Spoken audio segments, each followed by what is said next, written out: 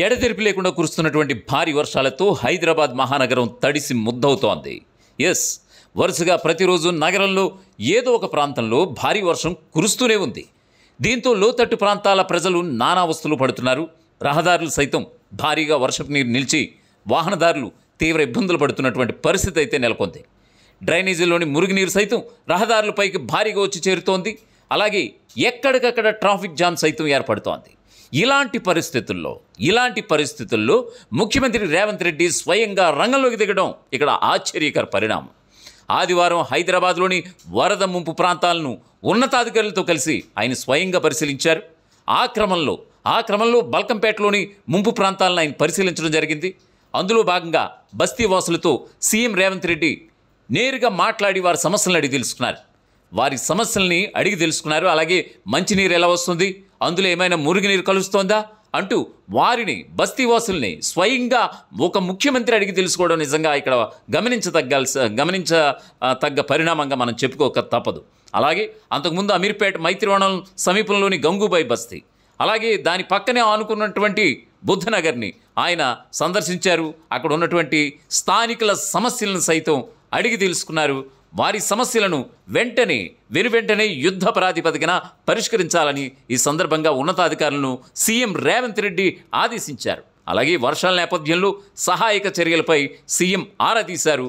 ఈ వరద ప్రభావంపై హైడ్రా కమిషనర్ సహా ఇతర అధికారులను ఆయన వివరాలు అడిగి తెలుసుకున్నారు. స్థానికంగా డ్రైనేజీ వ్యవస్థను సైతం పరిశీలించారు. ముంపు సమస్య రాకుండా యుద్ధ ప్రాతిపదికన చర్యలు చేపట్టాలని కూడా అధికారులని సాక్షాత్తు ముఖ్యమంత్రి రేవంత్ రెడ్డి ఆదేశించడం ఇక్కడ కోసమేరుపు.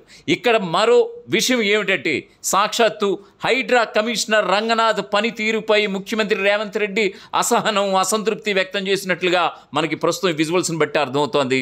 ఏం చేస్తున్నాం మనం? హైడ్రా అనే వ్యవస్థను తీసుకొచ్చి పేదల బిల్డింగ్లు కూల్చామన్నటువంటి అపవాదం మూటగట్టుకుంటున్నాం. మరొక వైపు ఏదైతే లక్ష్యాల కొద్దీ దీన్ని మనం హైడ్రా ఏర్పాటు చేసామో దాని ప్రకారం మీరు చేయట్లేదు పనులంటూ కూడా సాక్షాత్తు హైడ్రా కమిషనర్ రంగనాథ్పై అసంతృప్తి వ్యక్తం చేసినట్లుగా తెలుస్తోంది. ఖచ్చితంగా ఈ మురికి నీరంతా కూడా మురికి కాలువలోకి వెళ్ళాలి. ఖచ్చితంగా దీని యొక్క సిస్టమ్ అంతా కూడా నాకు పక్కా ప్రణాళికతో మీరు ఈ పనులన్నీ యుద్ధ ప్రాతిపదికన సహాయక చర్యలు చేపట్టి ఖచ్చితంగా ఈ యొక్క బస్తీవాసుల సమస్యల్ని వెంటనే పరిష్కరించాలంటూ కూడా హైడ్రా కమిషనర్ని ఆదేశించినటువంటి తీరు నిజంగా ప్రజాక్షేత్రంలోనే ఆయన్ని కడిగి పారేసినటువంటి తీరు నిజంగా ఆశ్చర్యకరం. ఇక మరోవైపు హైదరాబాద్లో భారీ వర్షాలపై మంత్రి పొన్నం ప్రభాకర్ ఆదివారం సచివాలయంలో ఉన్నతాధికారులతో సమీక్షా సమావేశాలు నిర్వహించారు. లోతట్టు ప్రాంతాల్లో తీసుకోవాల్సిన చర్యలపై ఉన్నతాధికారులకు ఆయన కీలక సూచనలు చేయడం జరిగింది. ఈ క్రమంలో అన్ని శాఖలు సమన్వయంతో పనిచేయాలని ఆదేశించారు. వాటర్ లాగింగ్ పాయింట్స్ వద్ద అప్రమత్తంగా ఉండాలని హైదరాబాద్ వాటర్ వర్క్స్ ఎండీని సైతం ఆదేశించారు మంత్రి పొన్నం. అలాగే నగరంలో ట్రాఫిక్ ఇబ్బందులు తలెత్తకుండా చూడాలని కూడా ఆదేశించడం జరిగింది. ముఖ్యమైన కూడళ్లలో, ముఖ్యమైన సర్కిళ్లలో ట్రాఫిక్ సిబ్బందికి విడతల వారీగా డ్యూటీలు వేయాలంటూ కూడా సూచించారు మంత్రి పొన్నం. ఇక సీజనల్ వ్యాధుల నివారణకు చర్యలు తీసుకోవాలని వైద్య ఆరోగ్య శాఖ ఉన్నతాధికారులను సైతం మంత్రి పొన్నం ప్రభాకర్ ఆదేశించినటువంటి పరిస్థితి కనిపిస్తోంది.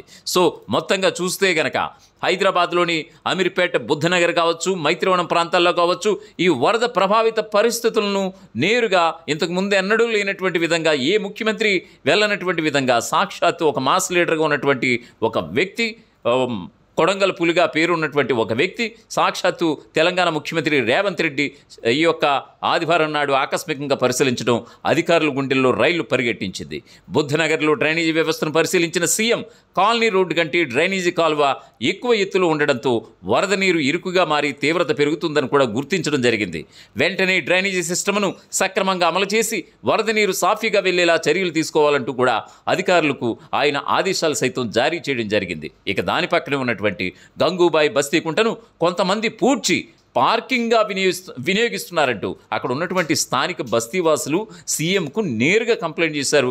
దీంతో అక్కడ ఉన్నటువంటి అధికారులు సైతం నూరెళ్ళబెట్టాల్సిన పరిస్థితి ఏర్పడింది.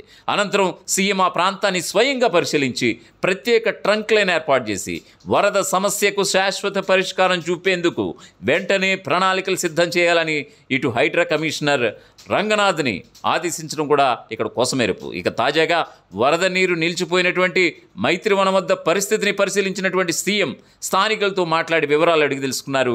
శాశ్వత పరిష్కారం కోసం తీసుకోవాల్సిన చర్యలపై అధికారులకు ఈ సందర్భంగా ప్రజలు ఎదురుగాని అధికారులకు ఒక ముఖ్యమంత్రిగా పలు సూచనలు కూడా చేయడం జరిగింది.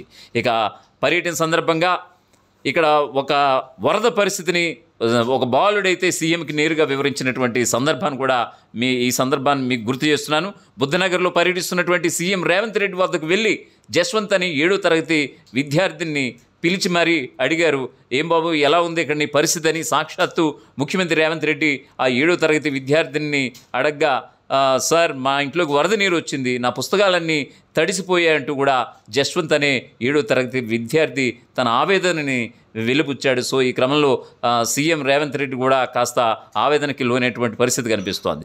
భవిష్యత్తులో ఇలాంటి సమస్యలు రాకుండా శాశ్వత పరిష్కారం చూపించబోయేది కూడా నేనంటూ కూడా ఈ సందర్భంగా సీఎం రేవంత్ రెడ్డి ఉద్ఘాటించడమే కాదు, ఈ క్రమంలో అక్కడ ఉన్నటువంటి అధికార యంత్రాంగానికి కూడా పలు సూచనలు, మరి ముఖ్యంగా హైడ్రా కమిషనర్ రంగనాథ్కి పలు ఆదేశాలు సైతం జారీ చేయడం ఇక్కడ మనం చూడదగ్గ విషయంగా మనం చెప్పొచ్చు.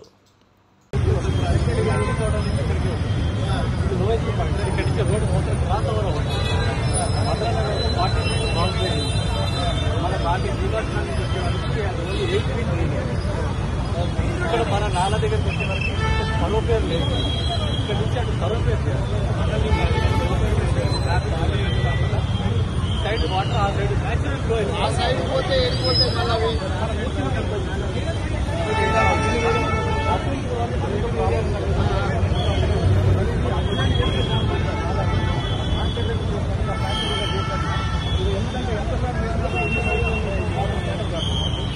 కొంచెం పైకి లేస్తే గ్రౌండ్ నుంచి ఈజీగా పోతుంది. ఎందుకంటే వరదలాగా ఉంటారు చాలా బాగా ఏం లేదు సార్, అది పడిపోకుండా ఒక స్లాబ్ ఉండేది సార్, మళ్ళీ హైట్ వస్తుందని 2వ స్లాబ్ వేయించారు. కొంచెం అప్పుడు రాదు అదేం. కాకపోతే ఏంటంటే ఈ నాలా కనుక మనం లెవెలింగ్ చేసి రోడ్డుని కనుక సెట్ చేస్తే సార్ ఆటోమేటిక్ గా కొంత ఫ్లో ఇందులోకి అసలు రోడ్డే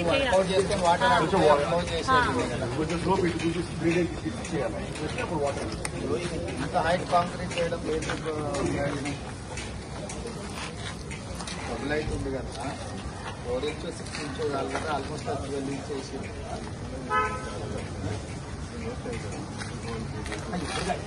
ఏమైనా పర్పస్ మ్యాటర్ ఎప్పుడు చేసిరా అని అడుగుతున్నాను.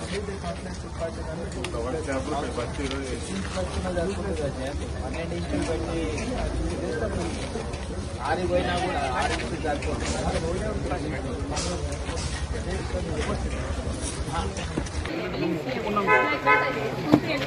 అది మేజర్ రియాక్షన్ సార్. ఎక్కడ ప్రాబ్లం అయితే అక్కడికి అక్కడ సాల్వ్ చేస్తున్నారు. ఓవరాల్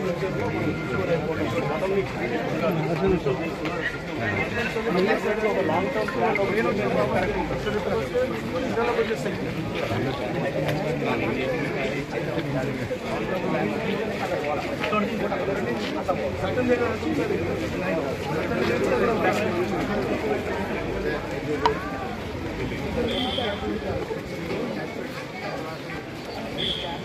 అసలైన తొలి వెలుగు. ఫాలో వాట్సాప్ @తొలి వెలుగు official.